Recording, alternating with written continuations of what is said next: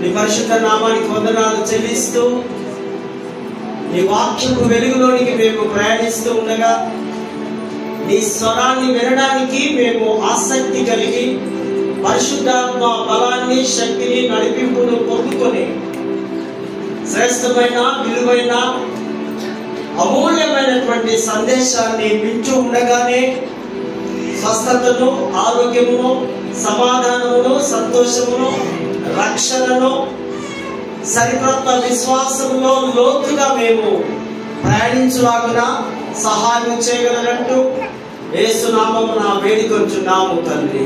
ఆమేన్. దయచేసి కూర్చుందాం.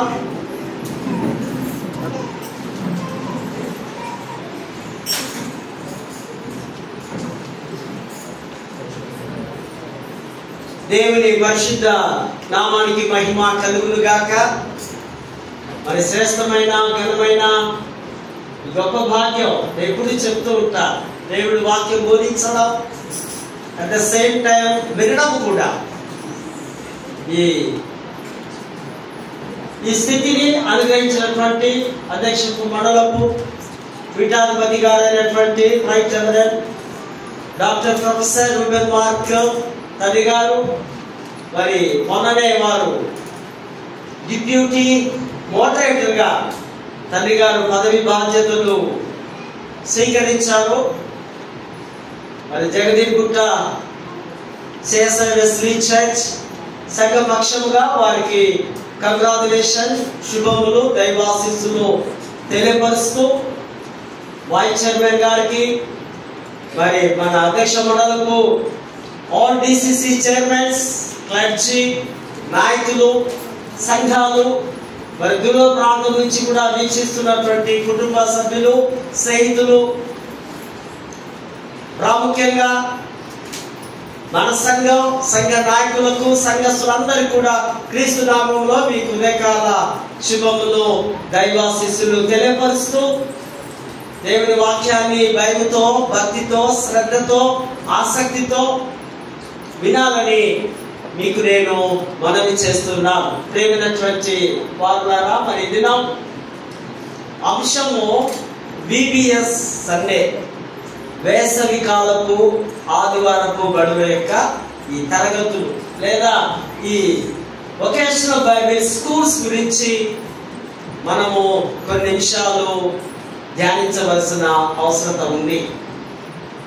రాగానే నేను చదివాను, బాలుడు బాలిక నడవవలసిన త్రోవను వారికి నేర్పించాలి. ఎవరు నేర్పించాలి? తల్లిదండ్రులుగా, కుటుంబ సభ్యులుగా చిన్నప్పటి నుంచే ఆ చిన్న హృదయంలో దేవుని వాక్యాన్ని, ఆ బీజాన్ని నాటాలి. తల్లిదండ్రులు ఇది తప్పనిసరిగా చేయవలసిన పని. తర్వాతనే సండే స్కూల్ టీచర్స్ కానివ్వండి, BBS టీచర్స్ కానివ్వండి, మాస్టర్స్ కానివ్వండి, మరొకరు కానివ్వండి, ప్రాముఖ్యంగా తల్లిదండ్రులుగా చిన్న బిడ్డలకు మీరు దేవుని గురించి బోధించాలి. మీకు తెలిసినది చెప్పాలి. సండే స్కూల్ వేరు, VBS వేరు. సండే స్కూల్ అంటే ఎవ్రీ సండే చిన్న చిన్న కథలు, పాటలు, ఆటలు మన బిడ్డలకు మన టీచర్స్ నేర్పిస్తున్నారు. ఇప్పటిదాకా గొప్ప సెలబ్రేషన్స్, మండే టు సాటర్డే 6 దినములు ఎంతో గంభీరంగా ఇంచుమించు 170-80 ఐ థింక్ పిల్లల మధ్యలో గడపడం, వారు చెప్తున్నటువంటి పాటలు వినడం, ఈ యొక్క VBS టీమ్ అంతటిని మరొకసారి నేను అప్రిషియేట్ చేస్తూ వారికి నేను బ్లెస్సింగ్స్ అందిస్తూ ఉన్నా. VBS వారం రోజులు, 10 రోజులు, కొన్ని ప్రాంతాల్లో నెల, అనగా ఆ సెలవులంతా కూడా దేవుడితో కలిసి చిన్న బిడ్డలు ఎంజాయ్ చేయడం. మొట్టమొదటిగా ఈ VBS ను మన దేశానికి ఒక మిషనరీ జంటలు తీసుకుని వచ్చారు. 1951లో తమిళనాడు ఆ ప్రాంతంలో ఆ జంటలు మేరీ హమిల్టన్ అండ్ లెస్టర్ అనేటువంటి వీరిరువురు కలిసి మరి వారు ఈ యొక్క VBSను తమిళనాడు ఒక ప్రాంతంలో 75 మెంబర్స్తో కొరిల్పట్టి అనేటువంటి ఆ టౌన్లో వీరు ఇంట్రడ్యూస్ చేసి ఉన్నారు. ఈ VBSలో not only our children, not only our Christian children, అందరి కొరకు ఒక మతపరమైనటువంటిది కాకుండా, ఒక నైవేద్యంతో కాకుండా అనేకులు చేర్చుకొని వారికి యేసు ప్రభు గురించి చిన్న చిన్న పాటలు చెప్పడం, ఒక ఆహ్లాదకరమైనటువంటి వాతావరణ పరిస్థితిలోనికి వారిని తీసుకొని రావడం. నేను కూడా గమనించాను, చిన్న బిడ్డలు బయట వారు కూడా వస్తూ ఆసక్తిగా చప్పట్లు కొట్టి పాటలు పాడడం, స్తోత్రాలు చెప్పడం, యేసయ్య అనడం, ఆ ఇంగ్లీష్ సాంగ్స్ వారు నేర్చుకోవడం, ఇది చాలా సంతోషం అనిపించినటువంటి ఆ సందర్భాలు మనము చూస్తుంటున్నాం. వారు ఈ యొక్క ఆహ్లాదకరమైనటువంటి లేదా సృజనాత్మకరమైనటువంటి స్థితిని అందించడంపై దృష్టిని ఉంచడం చర్చ్ అవుట్రీచ్ మినిస్ట్రీ.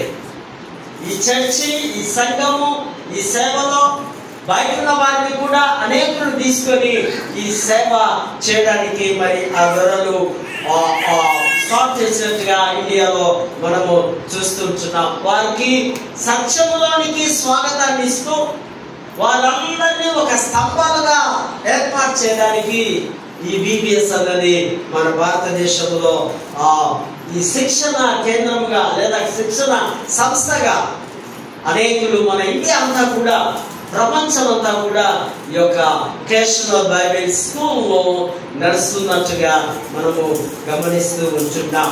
ఇందులో అనేకమైన సాంగ్స్ నేర్చుకుంటారు, కంఠత వాద్యాలు, చక్కగా డ్యాన్సులు కదా. ఇప్పటిదాకా వారమంతా చేసిన మనకు కడుపు నిండక తర్వాత చర్చిలో పేరెంట్స్ కూడా చేయాలని, చూడాలని వారు మళ్ళీ చేయడం ఇంచుమించు 1 hour ఈ యొక్క పర్ఫార్మెన్స్ మనము చిన్న బిడ్డల యొక్క టాలెంట్స్ అవన్నీ గమనించి ఉన్నాం. కనుక కంఠత వాక్యాలు, చక్కగా స్క్రిప్ట్ కూడా అబ్రహాం అని, మోషే అని, యెహోషువ అని బాగా చేయించారు టీచర్స్. ఆ పిల్లల హృదయాల్లో అది ప్రింట్ అయిపోతుంది, ముద్రించబడుతుంది. పెద్దగైన తర్వాత ఇంకా గొప్పగా వారు ప్రభు యొక్క కృపలో ఎదగడానికి వీలవుతుంది. బాలుడు బాలిక నడవలసిన త్రోవను మనము నేర్పించాలి. ఈ దినమంతా బాలుల గురించే మెసేజ్. బాలుడు ఉన్నాడు, బాలుడు ఉన్నారు. ఆ బాలుని కూడా దేవుడు పిలవడం మనకు తెలుసు. ఒక అద్భుతమైన వ్యక్తి బైబిల్లో ఉంది. ఆ వివరణ అంటే హన్నా.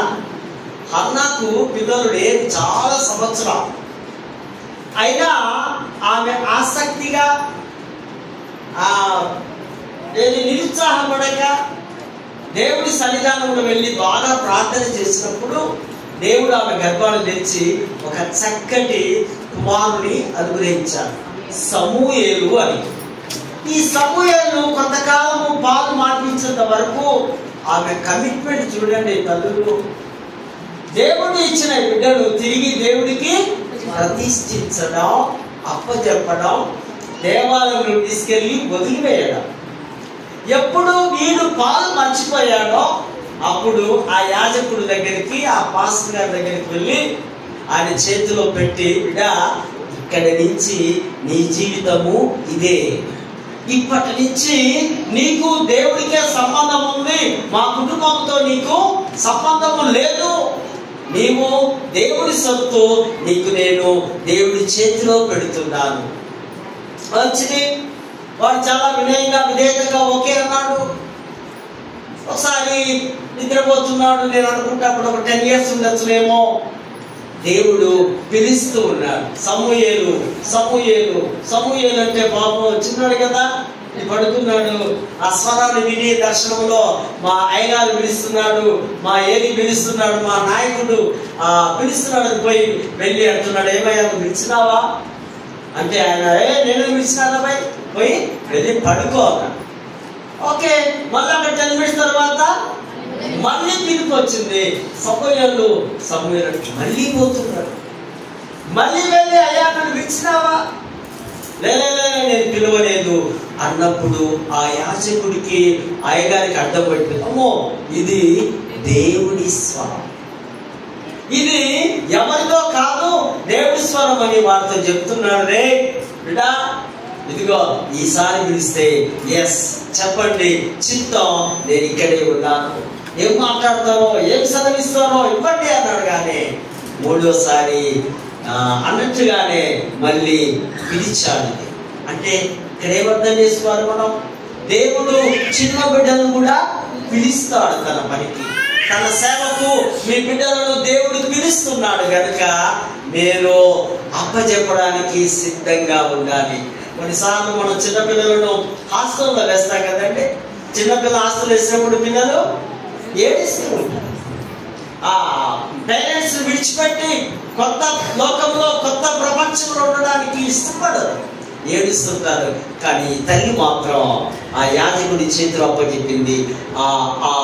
అతడు ఆ సమయంలో తర్వాత ఒక న్యాయాధిపతిగా, ఒక ప్రవక్తగా, ఒక బోధించేవాడుగా, ఒక నడిపించేవాడుగా దేవుడు ఆ చిన్నవాడిని హెచ్చించినట్టుగా దేవుడి వాక్యములో మనం చూస్తున్నాం. చిన్న బాలుడైన సమూయేలు గురించి మనం తెలుసుకున్నాం. ఇప్పుడు పాఠంలోకి వద్దాం. ఫస్ట్ పాఠం చదివాడు కదా, వాడు సండే స్కూల్ పిల్లగాడు. సరే, వాడు ఎట్లా చదవండి. కానీ ఇప్పుడు నేను చెప్తాను. అక్కడ ఒక ఇద్దరిని చూస్తాం మనం ప్రాముఖ్యంగా. ఫిలిష్తీయుడైనటువంటి గాతువాడైనటువంటి గొలియాతు అనేటువంటి ఒక గొప్ప అజానుబాహుడు. వాడట 6 అడుగులు, ఒక జానెడు ఎత్తు, 3 అడుగుల ఎత్తు, ఇంకా ఆ శిరస్సు రాగిదంతా హెల్మెట్ లాగా పెట్టుకొని యుద్ధవీరులా ఎక్సర్సైజ్ చేసుకుని చాలా బలంగా ఉన్నాడు. అతడు ఒకవైపు అయితే 5 feet ఉన్నాడు దావీదు, చిన్నగా ఉన్నాడు దావీదు దగ్గర లేదు. దావీదు గొలియాతు, ఈ కథ అంతా మనం అప్పుడో ఇప్పుడో వినే ఉంటాం, ఆల్మోస్ట్ అందరికీ తెలుసు. అయినప్పటికీ కూడా అంశం అదే కనుక తప్పనిసరిగా వినవలసిందే. ఈ గొలియాతు 40 days ఛాలెంజ్ చేస్తాడు. మీకు దమ్ము ఉంటే మీ ఇశ్రాయేలు ప్రజల్లో ఎవరైనా వచ్చి నాతో కొట్లాడండి, యుద్ధం చేయండి, నేను ఓడిపోతే మీకు దాసుడు అవుతా, మీరు ఓడిపోతే నాకు మీరు దాసుడు కావాలని ఛాలెంజ్ చేస్తా ఉన్నాడు. పాపం ఇశ్రాయేలు రాజు ఎవడైనా సౌలు గద గద గద గద వణుకుతున్నాడు, ధైర్యం లేదు. ఈ మనుషులందరూ కూడా ఒకవైపు ఎలా లోయలో ఉన్నారు, ఒకవైపు మీరున్నారు, ఒకవైపు వారు ఉన్నారు. ఈ సందర్భంలో ఈ దావీదు అన్నలందరూ ఎక్కడున్నారు? సైన్యంలో ఉన్నారు కదా. యెషయా దావీదు తండ్రి, చిన్నోడు దావీదు కనిష్ఠుడు, చెప్పి బిడ్డ ఒకసారి అన్నలు పోయి చూసిరాపో, అక్కడ ఎట్లా ఉన్నారో ఏంటో అన్నప్పుడు దావీదు వాళ్ళ అన్నల దగ్గరికి ప్రయాణమై వస్తాడు. రాగానే చూస్తున్నాడు, వాడేమో వరుతున్నాడు గొలియాతు. ఈయనకు ఇదేంటి పరిస్థితి, ఇక్కడ ఎవడు ఆ దమ్మున్న ఆ పురుషుడు ఎవడు లేడా, దమ్మున్న మనగాడు ఎవడు లేడా అనుకుంటూ మెల్లమెల్లగా రాజు దగ్గరికి వెళ్ళి, రాజా ఆ గొలియాతును వారిని నేను చంపేస్తా.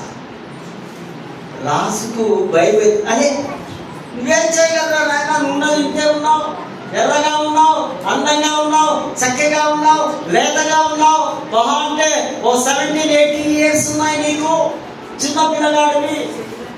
ఈయనంటున్నా, రాజా నా సంగతి నీకు తెలియదు. నేను అరణ్యంలో గొర్రెలు కాస్తున్నప్పుడు ఏం చేసిందట, ఎలుగుబంటిని చంపినా, సింహాన్ని చంపినా నా చేతులతో చీల్చి చంపేసి వాడంతా వచ్చాడు. జస్ట్ పర్మిషన్ ఇవ్వు. పర్మిషన్ లేనిది, రాజు పర్మిషన్ లేనిది, సైన్య అధికారుల పర్మిషన్ లేనిది ఏమి చేయడానికి వీలు లేదు. రాజుకు కొంచెం ధైర్యం వచ్చింది. సరే మంచిదే, రాజుకు ఒక ఆఫర్ ఇస్తున్నాడు. ఏంటి ఆఫర్? వానెవడైనా గెలిస్తే నా బిడ్డనిచ్చి పెళ్లి చేస్తా. ఎవరి బిడ్డ? రాజు బిడ్డ. రాజు బిడ్డ అంటే మనకేమొస్తాయి? ఎన్నో ఆస్తులు వస్తాయి కదా, రాజ్యాలే వస్తాయి. అదొక ఖుషి ఉంది నాకు.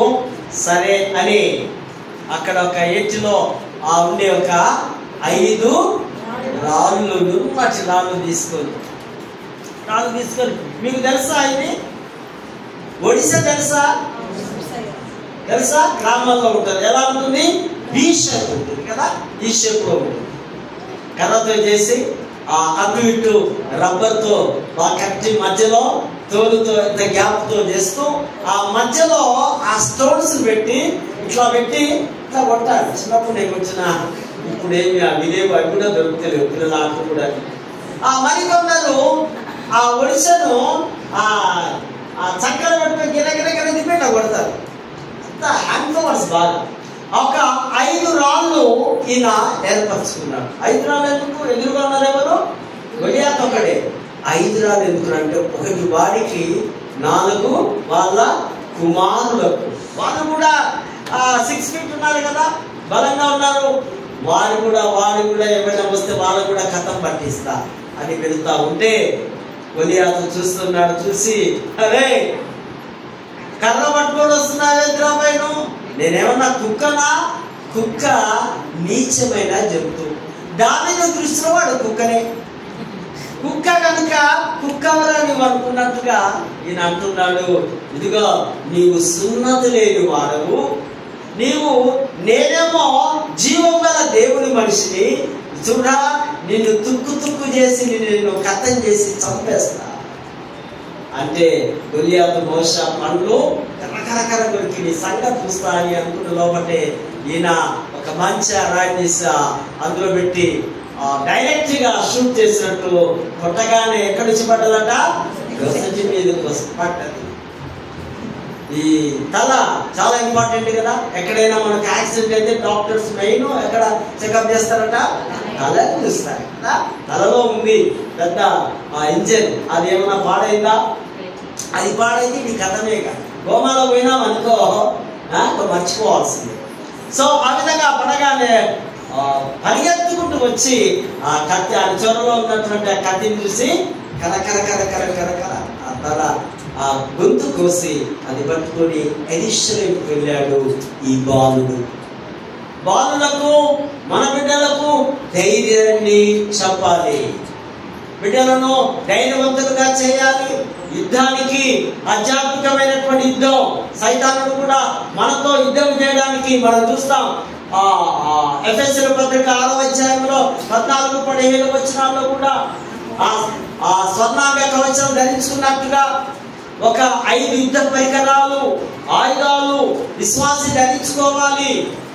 ఏ విధంగా ఆ శోధకుడు సైతాను వేస్తున్న బాణను తిప్పికొట్టడానికి ఈ యొక్క అందులో రాయబడి ఉన్నాయి. సత్యం అనేది గట్టి అని ఉంటుంది, ఆయుధాలు ఉన్నాయని బెల్ట్ లా కట్టుకోవాలి, కవచంలాగా గొంతు వరకు ఆ దేవుడి యొక్క శిరస్త్ర వస్త్రాలు ధరించుకోవాలి. చాలా చక్కగా పౌలు అందులో రాస్తున్నట్టుగా మనము చూస్తూ ఉంటున్నాం. ఇది సౌలుకు పాపం అప్పట్లో ఆయన మీద దురాత్మ వచ్చినప్పుడు, మరి ఈ సంగతి కూడా చెప్పడం నేను మర్చిపోతున్నా. దురాత్మ వచ్చినప్పుడు దావీదు సితార వాయించేవాడు, ఇన్స్ట్రుమెంట్స్ బాగా ప్లే చేసేవాడు. ఎప్పుడైతే దైవిక సంగీతము వాయిస్తున్నాడో రోగాలన్నీ మట్టుమాయమైపోతున్నాయి. దైవిక సంగీతములకు మానసిక స్వస్థత కలుగుతూ ఉంది. అందుకనే ఆ దినాల్లో పూర్వం రాజులు చిరాగ్గా ఉన్నప్పుడు, బాధలో ఉన్నప్పుడు మంచి విద్వాంసులు పిలిపించుకొని వారు ఈ సంగీతాన్ని ఆస్వాదించేవారు. మరి అదేవిధంగా దయ్యాల సంగీతానికి రోగాలు, శ్రమలు అన్ని వస్తాయి. దయ్యాలు కూడా సంగీతాన్ని ఆస్వాదిస్తున్నట్టుగా మనము లేఖన భాగాల్లో చూస్తుంటాం. ఈ విధంగా ఆ యొక్క దావీదు గొలియాతును సంహరించినట్టుగా మనము చూస్తూ ఉంటున్నటువంటి మాటలు ఇక్కడ మనం చూస్తాం. మరి ఒక విధంగా మనం గమనించినట్లయితే రాజులు 2వ రాజుల 5వ అధ్యాయంలో ఒక చిన్నది ఉంటుంది. సిరియనులు వీరందరూ కూడా అక్కడ షోమ్రోన్కి వెళ్ళి మన ఇజ్రాయెల్ ప్రజలందరినీ ఓడించి వారిని స్వాధీనపరచుకొని వారందరినీ బానిసలుగా తీసుకొని ఈ సిరియా ప్రాంతానికి దేశానికి వచ్చినప్పుడు వారితో పాటు ఒక చిన్నది వచ్చింది. చిన్నది అని రాబడి చిన్నది అంటే మనం అనుకోవాలి 15-14 సంవత్సరాల చిన్నది. ఈ చిన్నది ఏం చేసిందట? ఈ నయం అనే సైనాధికారి, వీరుడు, పరాక్రమశాలి అంతా బాగుంది, కానీ ఇంకో పెద్ద జబ్బు రోగం ఉంది. ఏంటా రోగం? కుష్ఠ రోగం, చర్మ రోగం, భయంకరంగా ఉన్నాడు. ఈ చిన్నది చూసింది, చిన్నదాని యొక్క మనస్సు ఏమైపోయిందటండి? కరిగిపోయి, అయ్యో నా ఏలినవాడు ఇంత భయంకరంగా ఉన్నాడా అంటూ అమ్మగారికి ఒక సలహా ఇస్తుంది. అమ్మా, షోమ్రోన్లో మా దైవజనుడు ఉన్నాడు, మా ప్రవక్త ఉన్నాడు, మా ఎలీషా ప్రవక్త ఉన్నాడు. ఈయనను చూస్తే చాలు, ఆయన ప్రార్థన చేస్తే చాలు, ఆయన దగ్గరికి పంపండి, మీకు ఆయనకు స్వస్థత వస్తుంది, ఆరోగ్యం వస్తుంది, ఆయనలో పవర్ ఉంది, ఆయనలో ఆ శక్తి ఉంది అంటూ ఈ చిన్న బిడ్డలో ఆ మంచి మనస్సు మన బిడ్డలకు నేర్పించండి.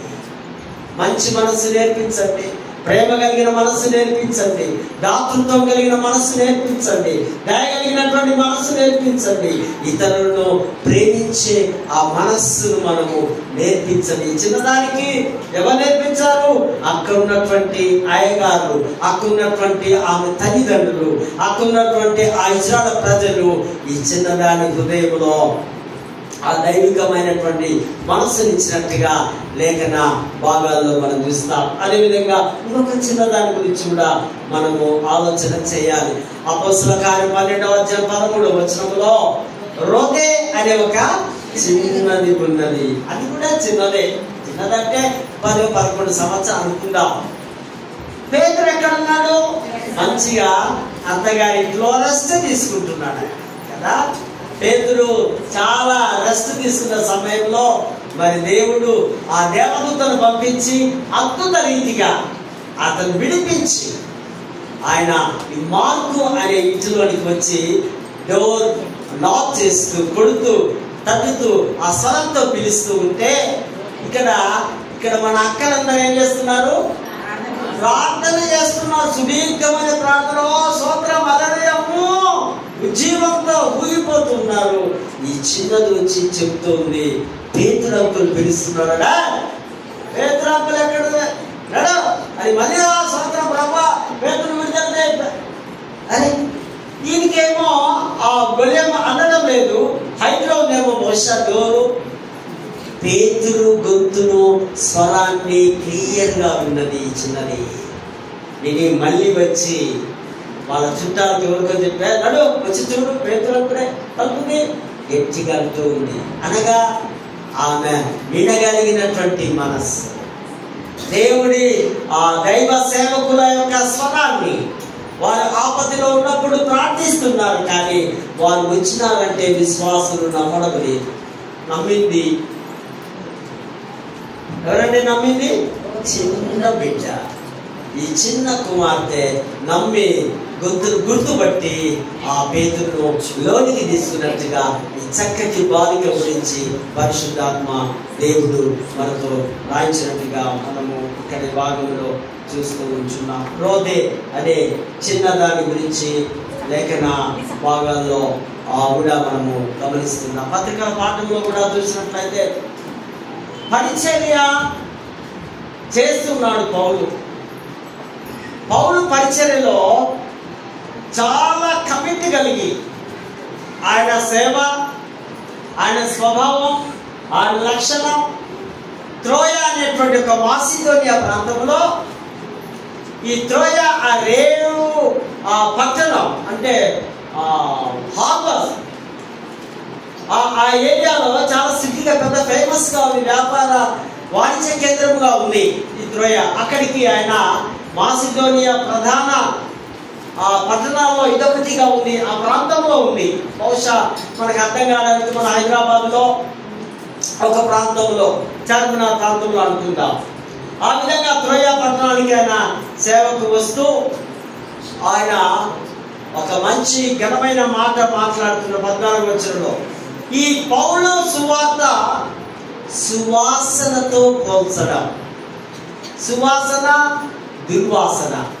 రక్షింపబడుచున్న విశ్వాసులకు దేవుని వాక్యము సువాసనగా, తీయనైనదిగా, మేలైనదిగా, రక్షించేదిగా, బాగుగా ఉండేదిగా, సువాసనగా ఉంది.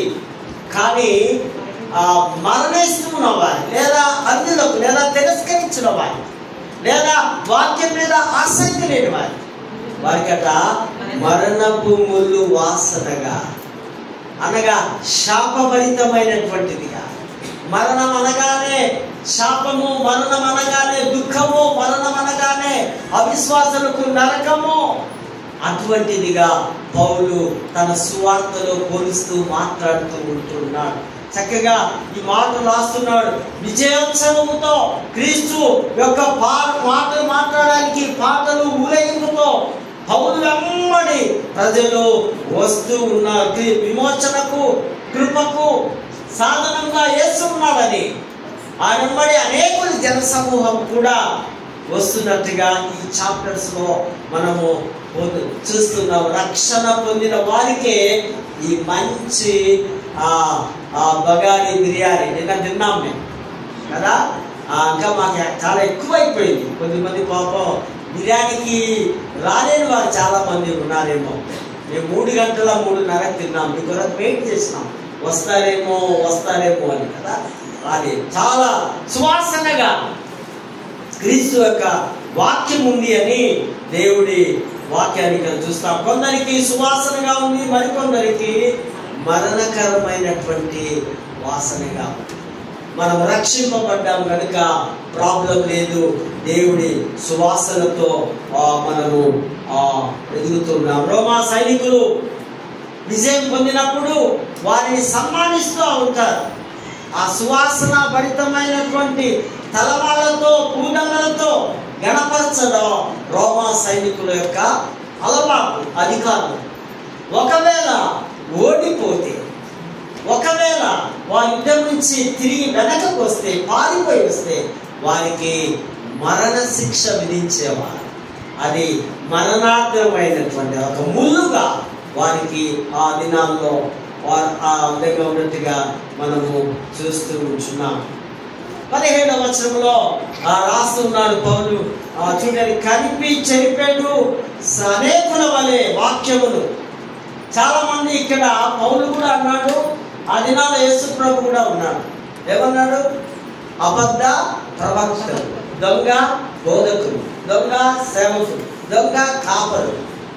ఇక్కడ కపటమైనటువంటి మాటలతో సంఘములో చెడగొట్టడానికి, సంఘములో కొన్నిసార్లు మన సంఘం, మన సిద్ధాంతాలు, మన కట్టడి, మన వాక్యము, మన పద్ధతి లేక కొన్నిసార్లు ఎక్కడి నుంచో బయటికి నేను తీసుకొని వచ్చాను అనుకుందాం.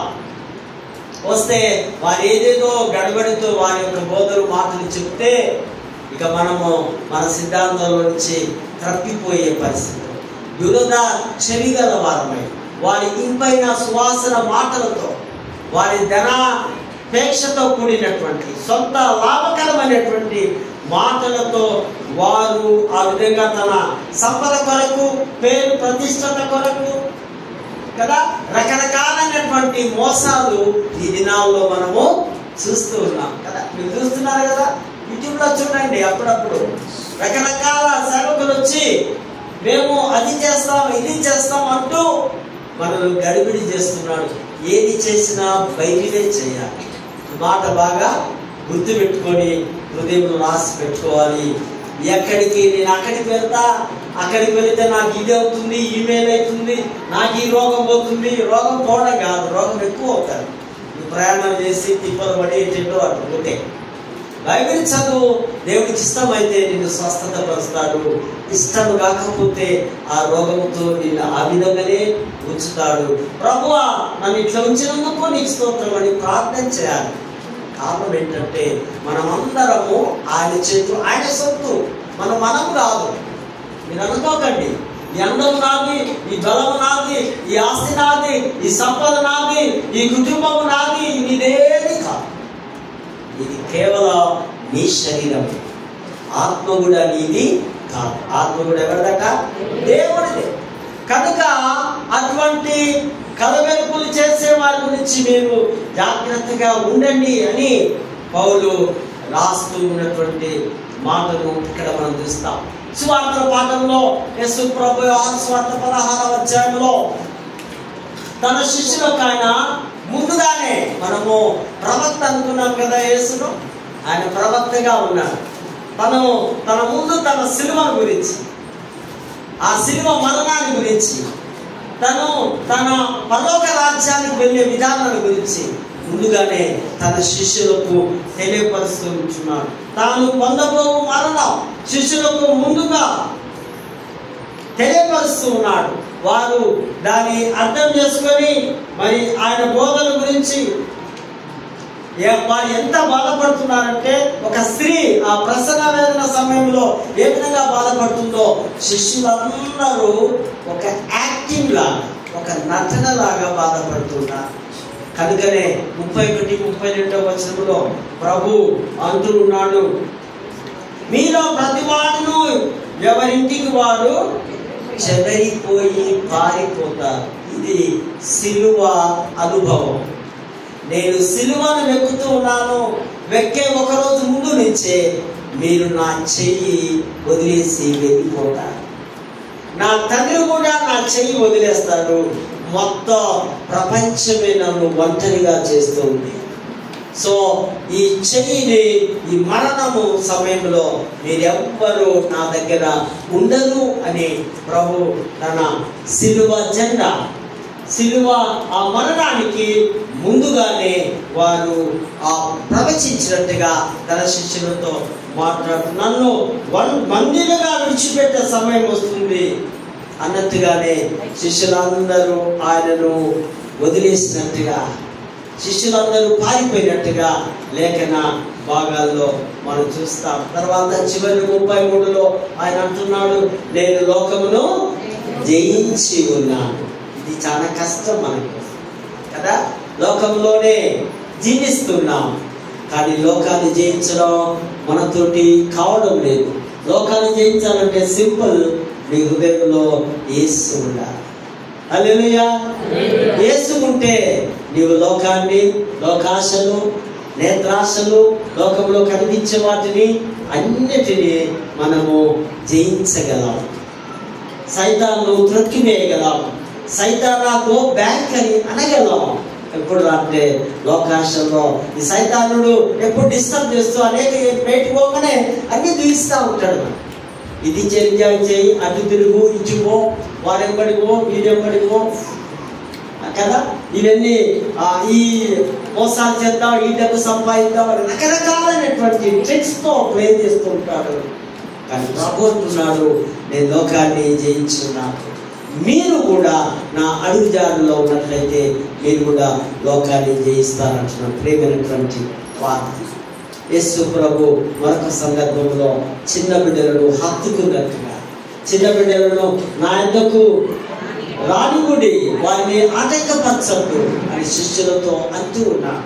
దాని అర్థం ఏంటంటే, చిన్న బిడ్డల హృదయాల్లో మనలాగా కోపము, మనలాగా ఈర్ష్య, మనలాగా ద్వేషము, మనలాగా పగ వారికి ఉంటుందా? ఆ మనస్సే నీవు నేను కలిగి ఉండాలని ప్రభు రాస్తుంటాడు. ఆ బిడ్డల హృదయము మనలో ఉంటే మీకు ఫ్రీగా పరలోక రాజ్యం వస్తుంది. జస్ట్ అందులో నుంచి తొలగిపోయావా, నీ రక్షణ అంతవరకు కాపాడుకోకపోతే, అనగా నీవు ఈ లోకం విడిచే ఆ మూమెంట్ లో, ఆ చివరి క్షణంలో కూడా నీలో ఒకవేళ పాపం ఉంటే, నీవు ఇన్ని సంవత్సరాలు జీవించిన నీ జీవితం, ఈ రక్షణ జీవితం అంతా కూడా ఒక్కసారిగా కొట్టివేయబడుతుంది. కనుకనే నీ రక్షణను, నీ మార్గాన్ని, నీ భక్తిని, నీ ప్రేమను నీవు చివరి మట్టుకు కొనసాగించాలి. అప్పుడే నీవు లోకాన్ని జయించిన వాడుగా అవుతావు. క్రీస్తు ప్రేమలో మోచుకున్న వాడుగా అవుతావు. క్రీస్తు కొరకు జీవించిన వాడుగా అవుతావు. మరి ఈ చిన్న బిడ్డల యొక్క ఈ ఆదివారము, ఈ బిడ్డలు ఏ విధంగా మనస్సు కలిగి ఉన్నారు, బిడ్డల యొక్క స్వరూపంలోనికి మనం కూడా వెళుతూ, ప్రభువా, దేవా, ఇదిగో నా చిన్న కుమారుడు మనసు వలె నన్ను కూడా మార్చవా, అంటూ ప్రార్థన చేసుకొని ప్రభు వైపు చూస్తే ప్రభు తప్పనిసరిగా మనల్ని తన యొక్క నివాసంలోనికి, తన రెసిడెన్స్లోనికి మనం తీసుకోగలడు. అటువంటి కృప, పరిశుద్ధాత్మ నడిపింపు, దైవాశీస్సులో దేవుడు సమృద్ధివంతంగా మనకు అనుగ్రహించుగా. పరిశుద్ధుల ప్రేమ గల తండ్రి, కృపగల దేవ, ఘనమైన నామానికి వందనాలు చెల్లిస్తూ ఇంతమంది నీ సన్నిధి మా మధ్యలో ఉంచావు నాయన. ప్రభా, మా వాక్యాన్ని మీరు ఇచ్చిన దివ్యమైనటువంటి వాక్యాన్ని మా హృదయంలో స్థిరపరచుకునేందుకు సహాయం చేయగలరు. క్రీస్తు నామమున వేడుకొంచున్నాము.